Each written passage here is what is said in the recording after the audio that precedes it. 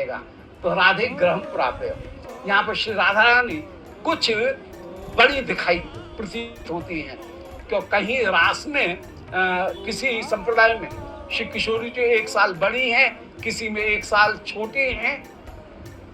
वल्लभकुल संप्रदाय में 1 साल बड़ी हैं, श्री निम्बार्क में गौड़ी में सब में 1 साल छोटी हैं, अन्य सारे संप्रदायों में। परंतु श्री स्वामी जी के संप्रदाय में सम किशोर जोड़ी नई प्रकट भई सुखसार, वहां पे सम किशोर जोड़ी है, न कोई बड़ा है न छोटा है, अनंत है। तो कौन छोटा बड़ा होने का प्रश्न ही नहीं होता है, वो तो नित्य नित्य विराजमान है, तो सम किशोर होकर के विराजमान। तो तीनों ही सब रस सिद्ध हैं, रस सब सिद्ध हैं, तो सम किशोर जोड़ी होकर के भी विराजमान है। प्रकट भई सुखसार, सुखमयी ये जोड़ी है, केवल प्रकट हुई है। उत्पन्न होती तो छोटा बड़ा होता, परंतु उत्पन्न नहीं है, ये नित्य है। और प्रकट भाई ये केवल प्रकट हुई है, सुख की सार है।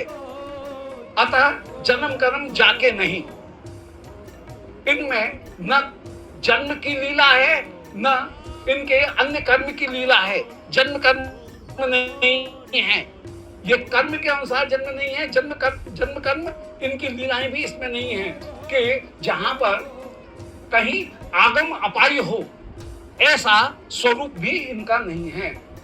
अर्थात जैसे बाल्यावस्था आई, फिर बाल्यावस्था गई, पौगण्य अवस्था आई, फिर पौगण्य अवस्था गई, फिर किशोर अवस्था आई, फिर किशोर अवस्था गई, फिर युवा अवस्था आई।